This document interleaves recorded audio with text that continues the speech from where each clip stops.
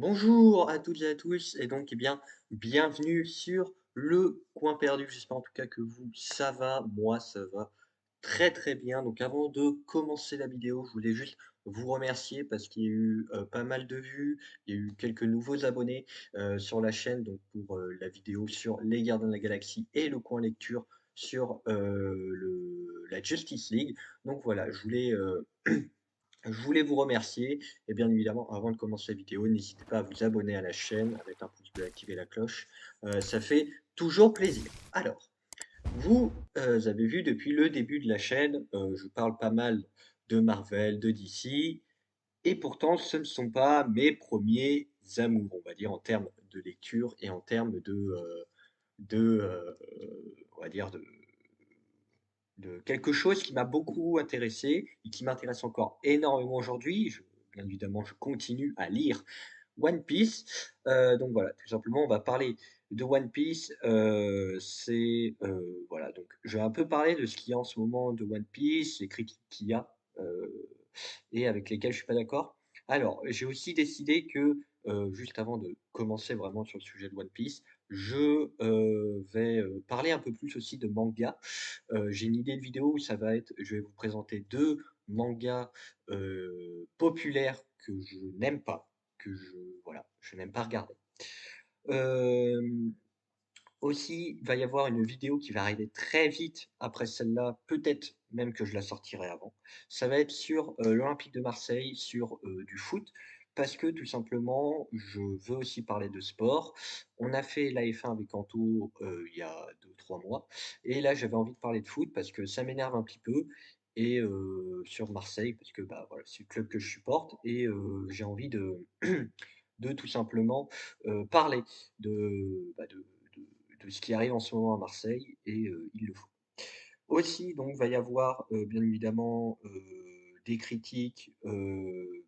Ted Lasso, la série Ted Lasso, je vais en parler. J'attends juste qu'elle se termine et je vais en parler.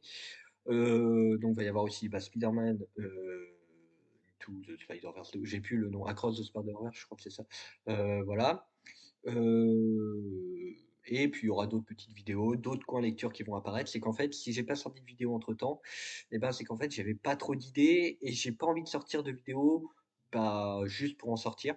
Donc voilà, là, j'ai envie de parler un peu de One Piece. Va y avoir aussi, au moment où je tourne et normalement au moment où vous verrez cette vidéo, je pense que le PlayStation, heu, je sais, j'ai oublié le nom, leur conférence PlayStation aura lieu ce soir pour vous. Pour moi, c'est demain. Et donc, voilà, je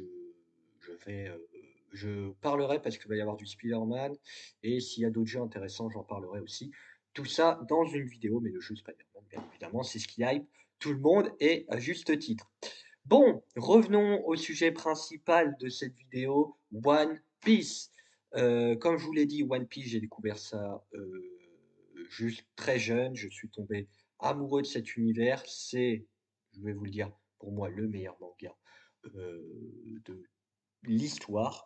Je comprends que certains lui trouvent des défauts. Je ne suis pas un puriste en mode non, One Piece c'est parfait. One Piece, je peux comprendre que certains disent qu'il y a beaucoup de personnages, qu'il faut suivre et tout ça. One Piece, dernièrement, on a vu qu'il y avait des défauts, il y a eu des chapitres, des dingueries qui ont été lâchées. Et on va un peu parler aussi vite fait du live action, de ce que j'en pense. Et voilà. Alors, déjà, comme je vous l'ai dit, One Piece, moi j'ai dû découvrir ça euh, 2010, je pense.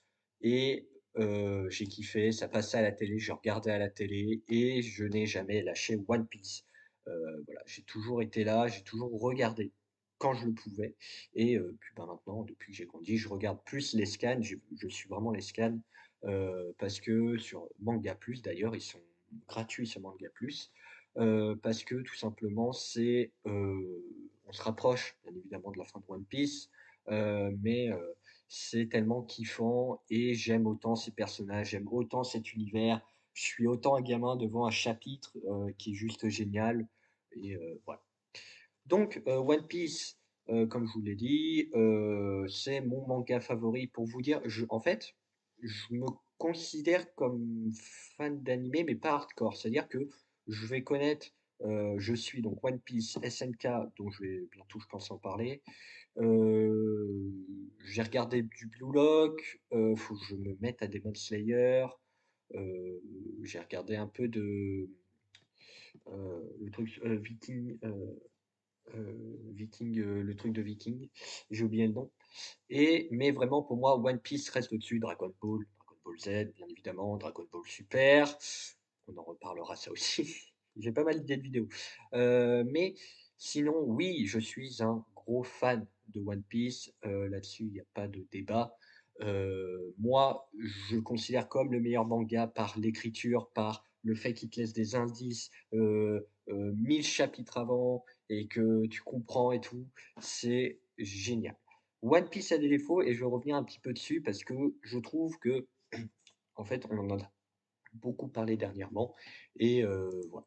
Les défauts qu'on peut trouver à One Piece notamment, c'est déjà que c'est très long. Je peux comprendre les arcs, ça dure des années et mon Dieu que c'est long. Après, Oda, il a toujours fait ça en fait depuis Enies Lobby. Il a trouvé son truc, son rythme et comment il voulait faire ses arcs et il y en a, que je peux comprendre qui disent qu'en gros, il faut en gros, comment dire? Heu, il faut, on va dire, en fait, commencer One Piece maintenant, oh, c'est compliqué. C'est vraiment compliqué ou alors je pense qu'il faut vraiment lire le manga et encore le manga, il y a beaucoup de temps. Mais c'est ça aussi pour moi qui fait la richesse de One Piece et ceux qui disent que One Piece c'est long, mais qui sont fans de Naruto, ils ont rien à dire pour moi. Naruto, c'est si tu ajoutes Naruto, Naruto Shippuden, Boruto, c'est presque aussi long que One Piece. Voilà. Sauf que One Piece, déjà là où je suis à peu près sûr, c'est que One Piece, il y aura que One Piece. One Piece, fini, Oda il dit: «C'est fini, c'est fini». Après on verra live action, tout ça. Hem, c'est vrai que cette œuvre, bon, bah, il y a beaucoup de personnages, mais alors c'est peut-être parce que je suis fan, mais je trouve que tu les retiens bien. Genre, c'est pas tu vas pas se voir ce personnage arriver, tu vas te dire: «Putain, c'est qui déjà?» Non, en fait, j'ai l'impression que les personnages quand même, ils te marquent et que tu arrives à, on va dire, à t'en souvenir même une fois que, c'est, complètement, bah, une fois même qu'on enfin, même si on les a pas vus depuis plusieurs chapitres. Aussi bah, voilà, One Piece, voilà, c'est à peu près ça. Alors, aussi donc dernièrement, One Piece, il y a eu la fin donc je vais spoil Scan. Je vous le dis, je mettrai en titre, spoil Scan. Hem, après Wano, à la fin de Wano, comme beaucoup, je pense qu'on a tous été un peu déçus. Moi, pas pour les mêmes raisons, même s'il y en a, ça fait partie des raisons et ça englobe tout. Il y en a, c'est pour, la défaite de Kaido, il y en a, c'est pour la défaite de Big Mom, pour l'échelle de pouvoir et tout ça. Alors pour moi, la défaite de Kaido et la défaite de Big Mom sont pas pareilles. Parce que Big Mom, déjà, elle se bat contre 2 supernovas qui sont en mode full power, donc au bout d'un moment, bah, faut montrer qu'ils peuvent battre un empereur, et ils sont 2, déjà 2 supernovas. Luffy, il éveille son fruit, il devient le cheaté, il Gear 5, voilà.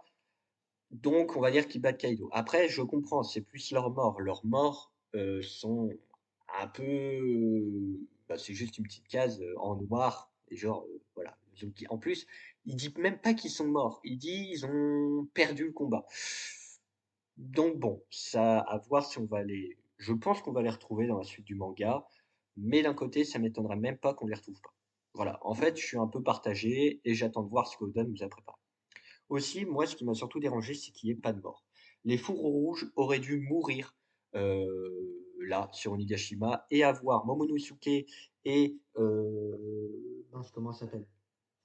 La fille de Kaido, vraiment, voilà, dire, c'est ces 2 là qui vont aider et comme ça aurait plus fait sens au fait que la fille de Kaido, ne rejoigne pas les Mugiwara et donc reste avec Momonosuke parce que, bah, il y a plus les fourreaux rouges et donc elle doit aider Momonosuke à protéger le pays.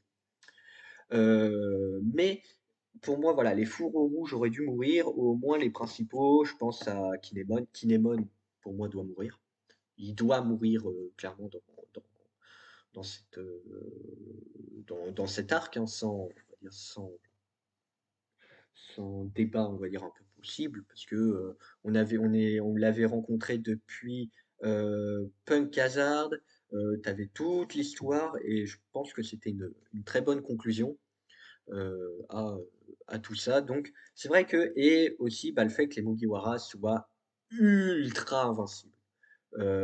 Zoro, tu Nikkei King. Sanji, on peut comprendre parce que c'est avec le Germain et tout ça, mais eh, voilà, c'est peut-être un peu embêtant je pense, de les mettre aussi cheatés, Oda, et en fait, on a plus trop peur pour eux. C'est pour ça que les derniers chapitres aussi, ça fait un peu de bien parce qu'on s'éloigne un peu des Mugiwara, on découvre un peu plus la géopolitique, tout ce qui s'est passé, et c'est ce que je me demandais, est-ce que on va revenir pile là où on les avait laissés, les Mugiwara, ou est-ce que ça aura avancé? Et est-ce que ça va emmener à un moment où les Mugiwara vont arriver en mode badass? Ça m'étonnerait pas trop, avec des flashbacks après, ensuite. Moi, j'aimerais bien que en gros ça avance un petit peu en même temps, ça serait vraiment cool. On a vu Shanks, on a vu tout ça.